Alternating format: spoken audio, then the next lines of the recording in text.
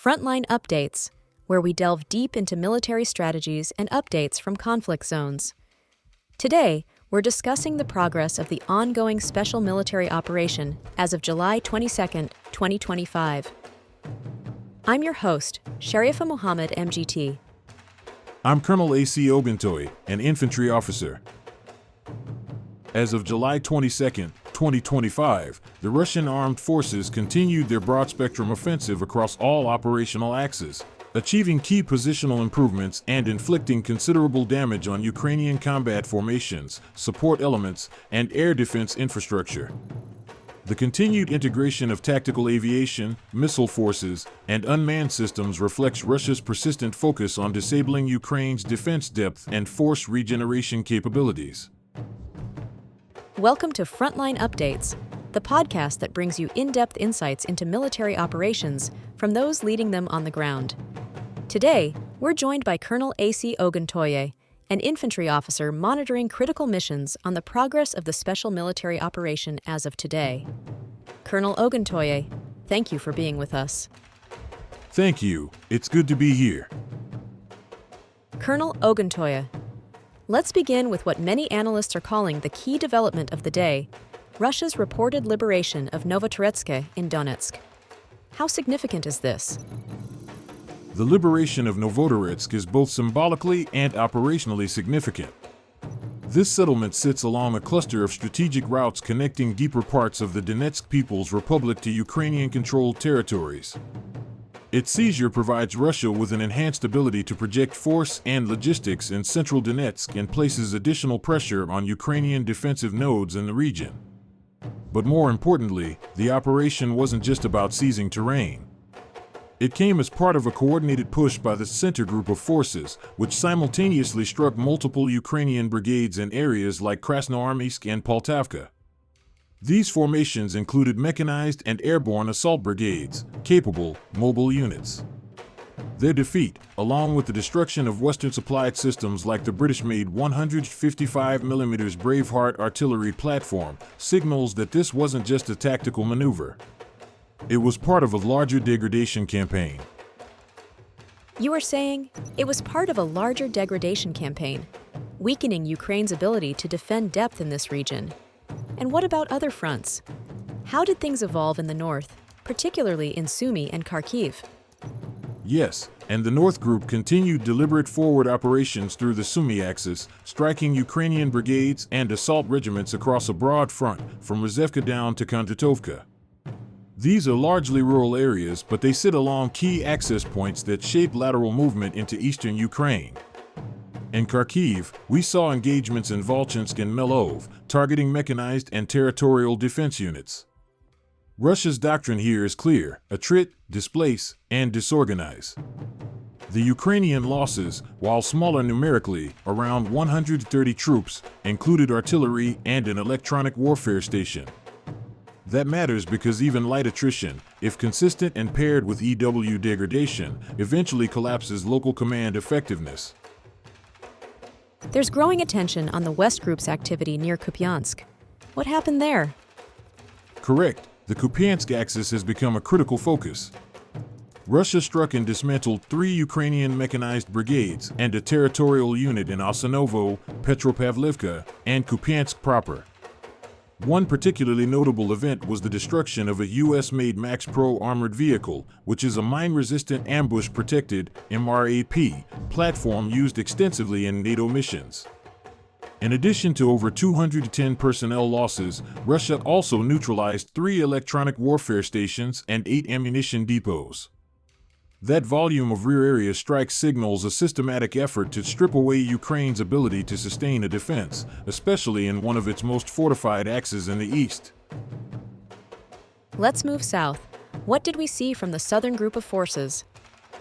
The southern group advanced tactically in the Donetsk sector, hitting 5 brigades, including mountain assault and airmobile formations, in areas such as Konstantinovka, Seversk, and Chasov Yar.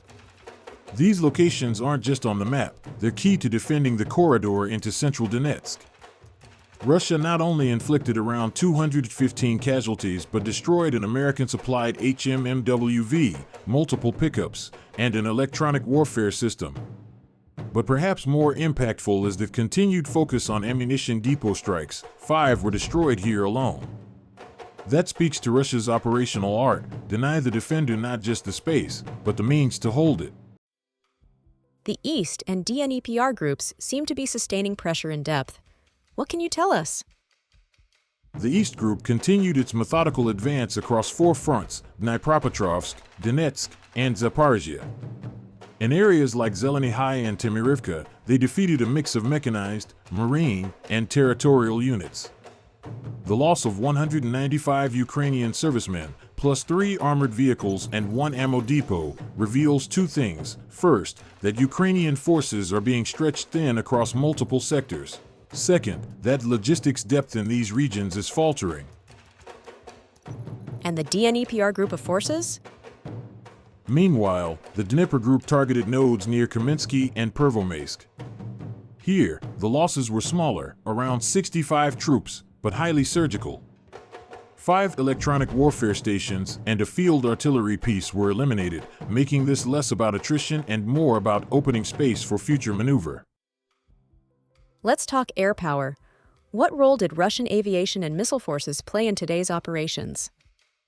They played a decisive role. Across 143 operational zones, Russian tactical aviation, drones, and missile units struck a range of deep targets, storage depots, UAV assembly workshops, and even a training site for drone operators. These targets are crucial for sustaining Ukraine's tactical and asymmetric capabilities. Removing them reduces the tempo of Ukrainian resistance and their ability to improvise in real time.